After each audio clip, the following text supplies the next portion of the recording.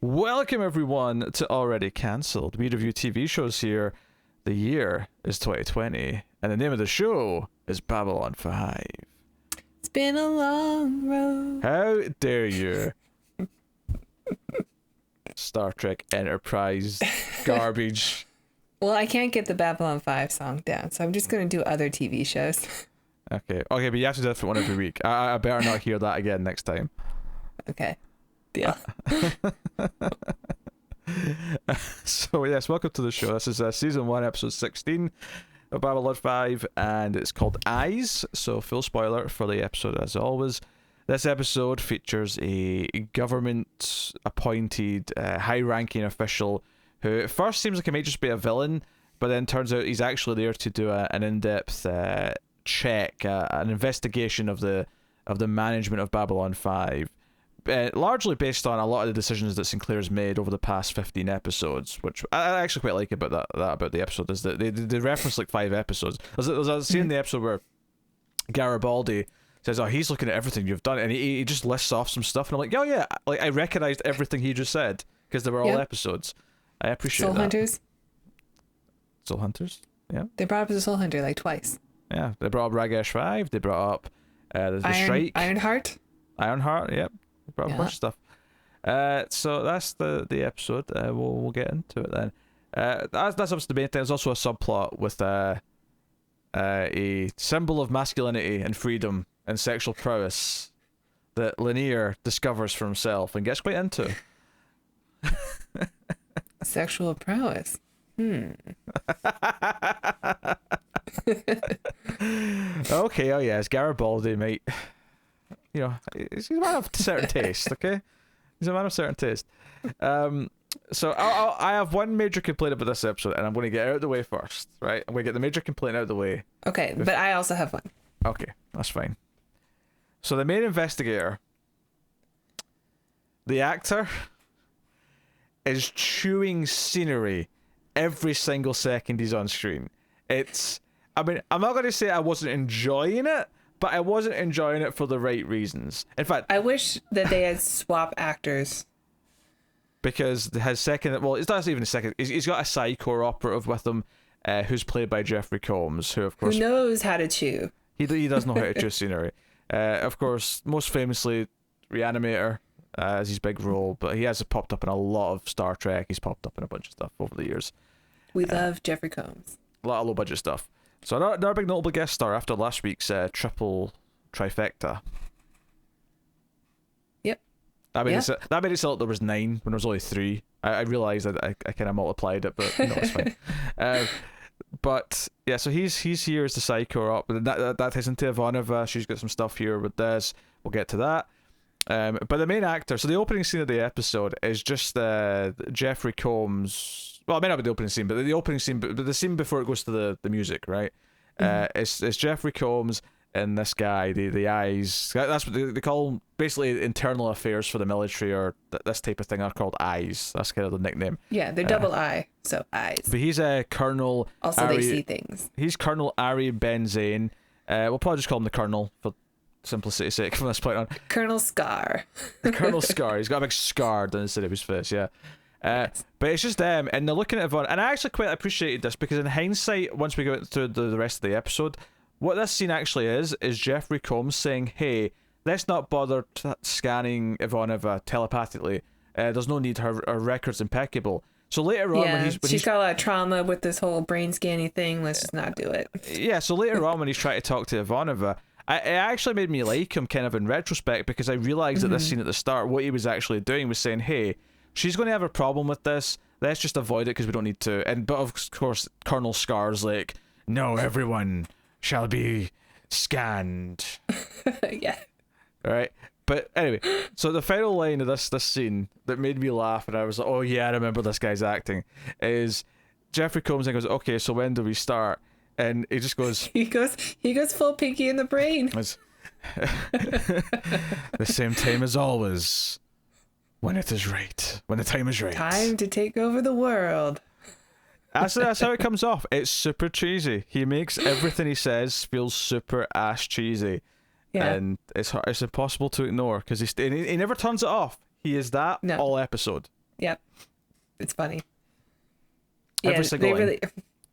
It's hard not to think immediately that Jeffrey Combs is going to be a villain. Like the whole time I'm watching him, I'm like, ooh, where's his character going to go? Like, how is he going to turn all of a sudden? But actually, he's quite likable in this episode. He's very good. That's the swerve. He's actually quite a noble character. I mean, he does kind of put his foot in it a little bit by maybe overstepping. So he keeps trying to like bond with Ivanova. He wants to try and get across the idea that he also had problems with Psychor, but ultimately found a happy place. And he wants to communicate that with her because he had this dream of being a pilot, but he wasn't allowed to because once you're a psychic, you're not allowed to. He loves the Corps, man. Yeah, but you're not allowed to serve in regular military once you've got psychic powers.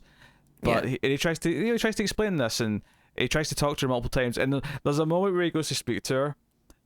It's when she's eating lunch, and which, by the way, this is like very elaborate. Like for someone who's at work and is just on her lunch break, this is like this big feast thing she's got. All of their food has been like that. It's all been really like extravagant. Nah, because the other security guy that Colonel Scar talks to early on at the bar, he's just having a burger. Yeah. It's just a simple burger. It's nothing too fancy. It's a burger, but there's a lot more going on his plate. It looks like they didn't just go to like a fast food fast food place and just got food and put it on a plate and said, just pretend to eat this for the scene. I know why you corrected yourself, but technically I do believe fast food restaurants will refer to themselves as fast food restaurants. No. I would agree that it's a bit of a stretch, but yes. Anyway. But my complaint about the episode is that they keep talking about Talia like she's a cast in the show, but she's not here. I'm fairly certain that Ivanova has thrown her out of an airlock like 10 episodes ago. I was literally just about to say that they mention her like 3 times in this episode, but she never actually pops up. Now, if I remember correctly, when we looked ahead, I think it's next episode she's back. Okay. And I appreciate that they reference her, and they also reference Chekhov. They reference what was his name? Oh god, Bester. Starts with a B. Yeah, Bester. So I appreciated the reference to all that stuff, and that was also factor into this because this is actually Bester who's kind of like trying to set Sinclair up because he's not happy, and on top of that, like the higher ups at EarthGov are all like, yeah, he gave those workers all that money and stuff, and yeah, the election's coming up. Let's do all this. Let's just let them do it. So I like that. This episode is really kind of a product of a lot of different plot threads that have all been going, and I really like that part of it. I like that this is a follow up to all that. Mm-hmm. The actor does kind of take a little bit of the punch out of it, but makes it a bit cheesier. He's not my favorite. But I do, for the most part, enjoy the episode, despite that. I think there's fun to be had, and Lanier's subplot's oddly kind of charming in a weird way. It's a very Garibaldi heavy episode, actually, because Garibaldi's heavily involved in the main plot, but he's also part of the side plot. So it's, you're not short on Garibaldi this time. But to dig into the main plot, past the opening, very quickly they realise that he's asking questions. When Garibaldi goes to confront them, they reveal who they are. They're not just some criminals, they're actually officials here to investigate them. And right away Ivanova's like, I will not, submit myself to a brain scan. It's just not happening. Yeah, she quits like 3 times in this episode. She tries to hand in her resignations, and Sinclair, he doesn't threaten to hit her, but she asked for his sidearm so she can shoot herself because she's embarrassed that she tried to resign. Yeah. When he's found in the regulations a way to like get out of having to be scanned, because he doesn't want to be scanned either. And again, referencing this season, he talks about how his head's been played with enough this year. He doesn't want his head to be messed with anymore. Yep. Yeah, those neat touches. Lots of references to the earlier episodes. Yeah, it's like it's all planned out or something. I wonder if Ivanova will go back to Talia next time, and because she's kind of, realised that not all telepaths are bad, because Jeffrey Combs ends up being the reason why they foil this bad guy's plan by the end of the episode. Maybe she'll go back to Talia and say, hey, I'm sorry I've been a bit uptight when it comes to Did you enjoy the scene where Jeffrey Combs is trying to talk to Ivanova in the command deck, and she keeps walking away, and every single time he says something else, she just responds with like, oh, that must be nice for you. Who wrote that speech for you? Was that the Colonel? I'm sorry to hear that. I'm sorry to hear about your dead dad. Yeah. Oh, that sucks. Yeah, I always enjoy her sass. But I also really like Jeffrey Combs in this, so maybe ease up a little bit. I mean, he's trying to like connect with her because he wanted to do what she does, but instead he has this stupid ability. So now he's been cornered into this program that you just want to be a part of. You have to probably admit, though, doesn't like that he has to do like shady stuff all the time. Oh, for sure. But you have to admit, though, he does cross the line when he's sitting down with her at the scene where she's having lunch and brings up her mother. The mother, yeah. Yeah, not Talia. He brings her up. Oh, because that's the first time she says, "Get the hell out of my head." Oh sure, yeah. Because he says Talia, and she's like, "You're reading me," and he's like, "No, your head was screaming it. Sorry, I wasn't trying to. There's just sometimes you're just yelling something." And to be fair, this is consistent with stuff we've seen before, where Talia's heard things just because it's like very loud and beats someone's mind. But she punched Garibaldi in like the gut. That's right. But the line crossing I'm talking about, though, where she really gets angry is when he starts bringing up her mother, and about how, the reason why you're recognizing that I read you there because you felt being read, because that's probably the key thing for her character this episode, is that we find out that maybe part of the reason why she doesn't like the idea of being scanned is because the only person who's ever scanned her was her mother, and that was like a really sort of like bond that's very close, and because she talks about how she felt her own mother's love for her. And that's like a really personal thing, and she never wants that to be intruded upon by like anyone else. So she at least implies as much in this episode. Yeah, and plus she just hates Psychor so much. Yes, I trust you enjoyed though her getting mad when some drunk idiot called her cute, and then then Garibaldi comes running in 10 minutes later, and she's just like smashing bottles off people's faces. And hey, she was in a very vulnerable state. I don't know. It's fine because we've never really seen her in a fight really before, so like that moment where he calls cute and she sort of turns around, she's been drinking, like she's about to like mess up like everyone in this room. I guess I don't always love the whole trope of like, I'm a female but I'm super strong and I could beat up boys. Like, I don't know, like guys are a lot stronger than women. I don't know if that's the trope here, though. I don't know if that's what they're going for with this. It's a little bit, the whole I have 3 older brothers. Like, I know how to punch. That kind of a thing. I would get the complaint, like if this was like some tall, muscle looking guy who was trying to like, but it's like some little schlub who's just happy that he's won some money and he tries to flirt with her. Right, like, yeah. I buy that she can beat the piss out of this guy. Yeah, there's like 3 of them. She's got weapons. She's trained. Okay. All right. Yeah.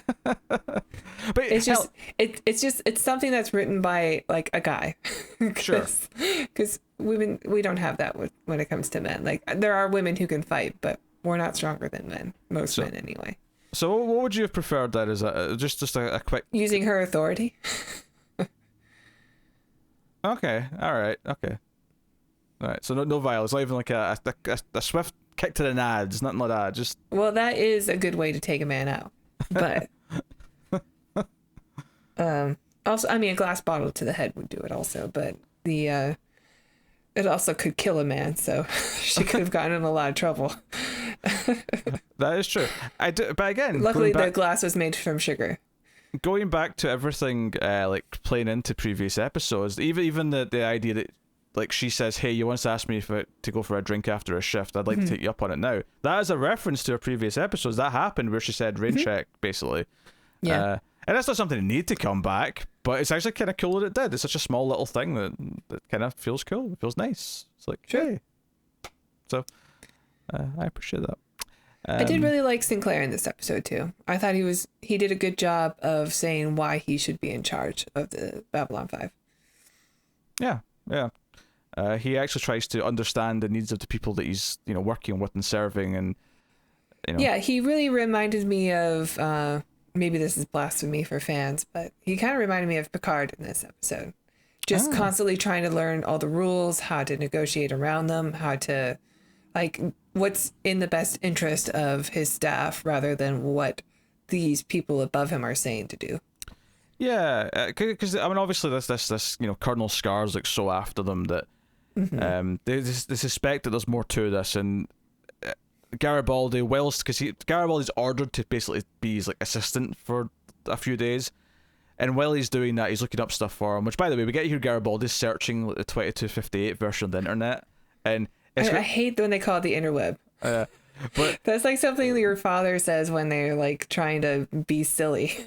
I feel like I want to check the interwebs. I feel like it makes sense given when it was written, though. I feel like it was one of those things where they thought that might actually stick, and that might be what people call it. I know, it's just so dated. It doesn't bother me as much as when I watch a movie from the 90s and someone refers to it as the net. That bothers me way more. There's a whole movie called that. I know. I've never seen it, but I think I'll hate it just based on the name. I kind of like the movie. I mean, it's a movie of its time. Oh dear. Anyway, it's one of those things where any computer can like get anything. You into like the CIA. Right. Hell, even when we reviewed Jurassic Park, I still made fun of the fact that the CD-ROM that controls the park security had like a virtual CGI version of the island that the camera was moving around. I'm like, interactive CD-ROM. They don't build security systems with like visualizations of the thing like this. They had a good GIS system before it was even invented. I mean, maybe a wireframe for some basic geometry, but it doesn't matter. Anyway, so, but he finds out that this Colonel Scar, he was actually higher on the list to take control of Babylon 5. He was on the list to take command, and later on, he actually outright says, I was meant to run this place, but those damn Minbari, you and those Minbari are too close. Like, I'm going to, figure this out and, see what you're up to.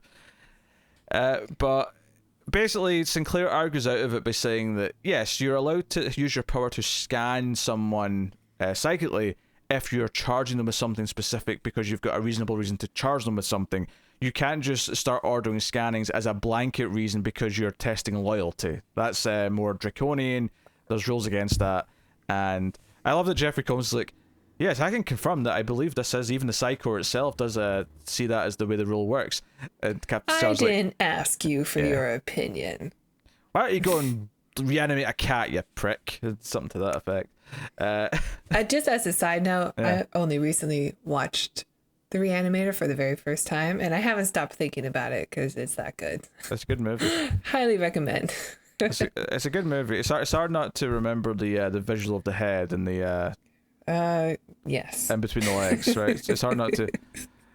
I think because I saw it when I was a teenager, and I saw it again for streams. Like I think we did it like 2 years ago, October, and I remembered like I'd forgotten just how much of a creepy pervert like the main like doctor is, because even before like from the beginning, because even before everything, he's got like he's got the hots for his friend's daughter. Yeah, but he's got like an interview, like he's got like a padded cell with a window.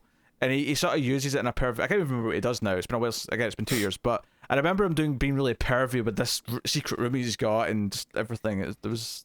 Yeah, he's got a little bit of that invisible maniac thing where he can't help but use his powers to be as pervy as possible. Yes. And once he's a severed head, he only gets worse somehow. Yep. But anyway, so but it's amazing. Then the conversation goes, and Colonel Scar basically gets around this rule by charging Sinclair specifically with something.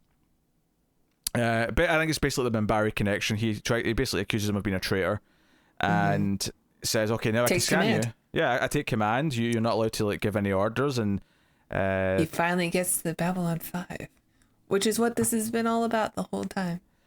Yeah, so basically, once they're sitting there for the scan and they're ready to do it, and this is after Ivanova's had her bar fight and she comes in, she's like sobered up briefly and like fixed her hair to come in for this. Well, they gave her like inquiry.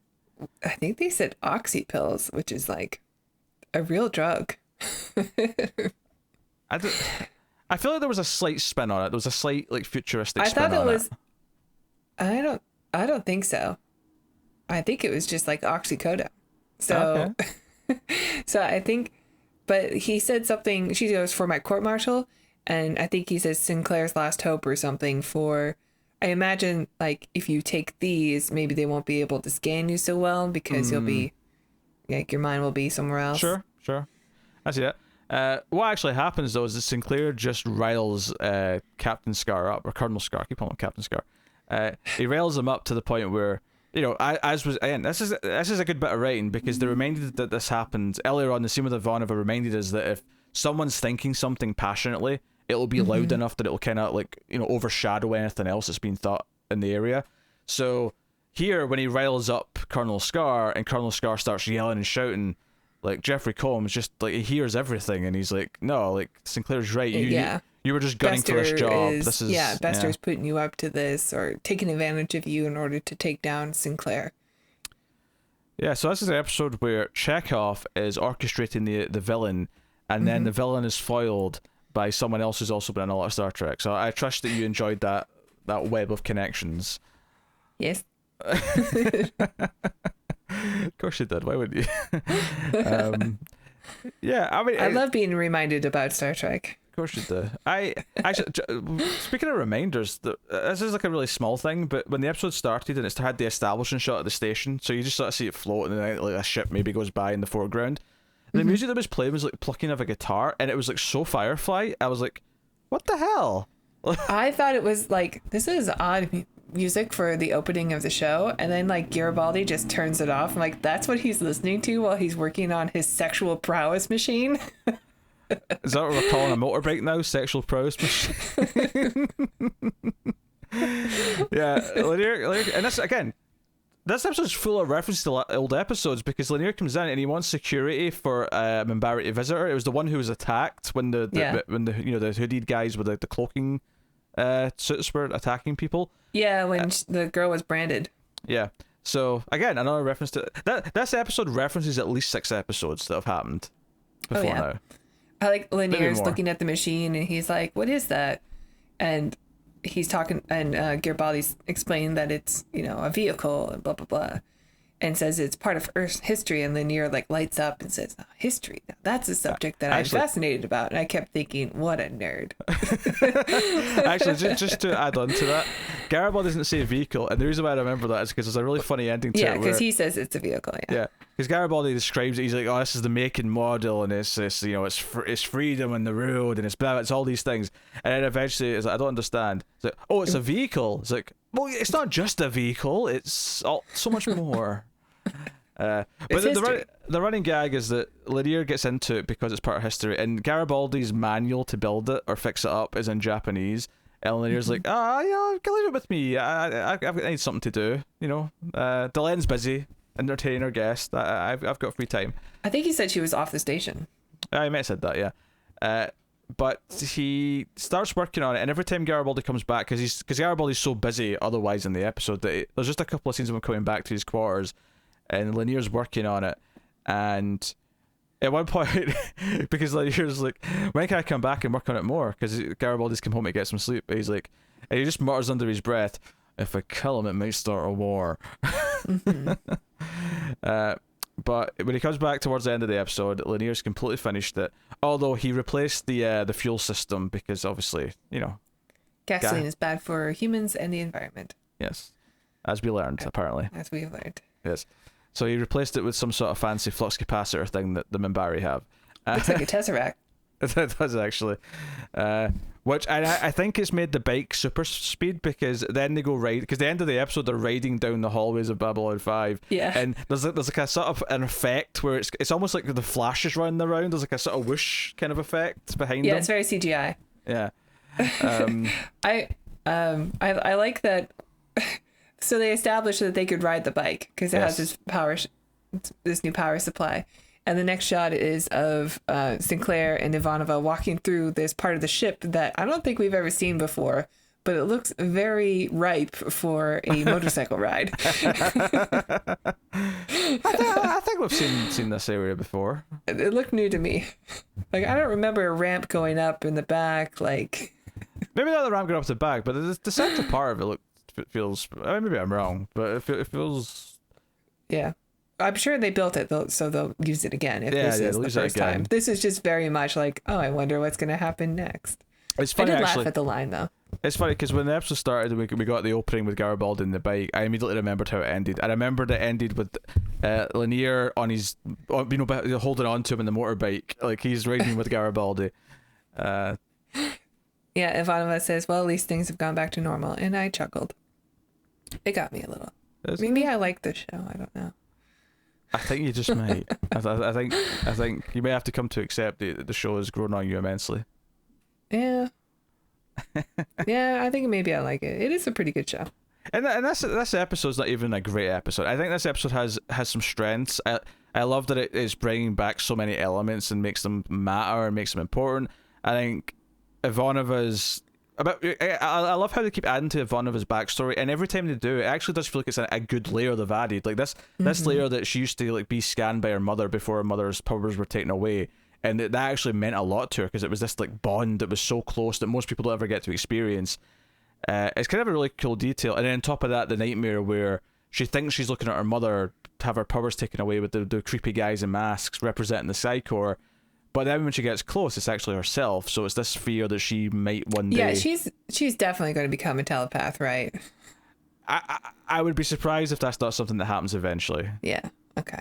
I would be surprised if we don't get to like season 3 or 4, and there's like a moment where she like hears something or feels something or. Oh yeah, it's like an X-Men thing, except she's well past puberty. I assume. You assume? Maybe she's a late bloomer. Very late bloomer. Is it possible to not bloom until you're in your 30s? I think there is some, like if you had some sort of tumor in your ovaries, or there has to be some other reason. Okay. I guess if you've had like a hysterectomy before you became before you went through puberty.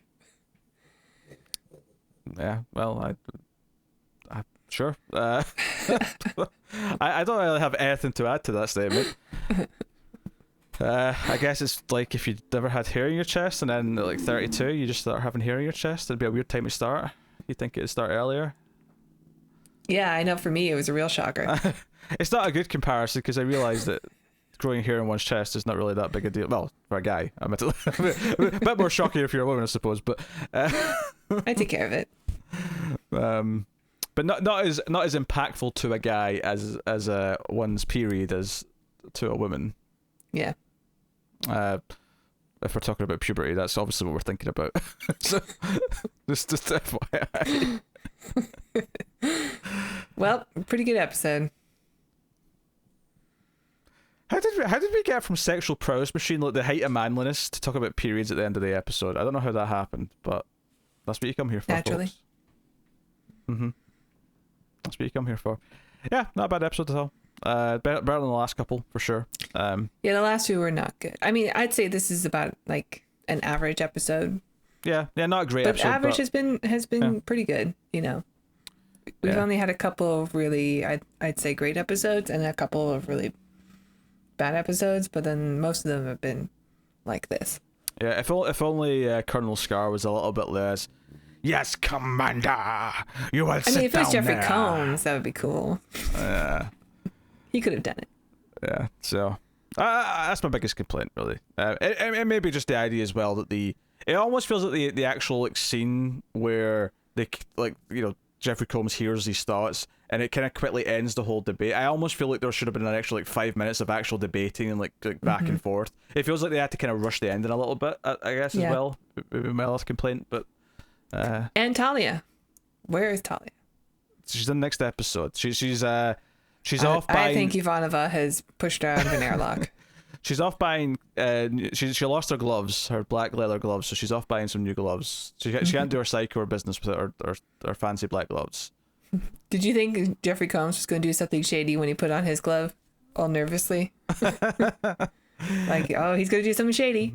But he doesn't. He's actually a good guy. I was just highly suspect of him because of who he usually plays. I'll be honest, I don't remember the pins that the Psychor wear, but I do remember they all wear gloves. So the gloves are what told me, I think. If I hadn't already mentioned it, maybe I did, but visually this is like, okay, he's a member of the Psychor. He's not just a psychic, he's a member of the Psychor. So cool. Joe was interested about the next one. Well, I was just confirming Talia's back, which she is. But the next one is actually directed by Bruce Seth Green, who also directed many episodes of the hit television show Buffy the Vampire Slayer.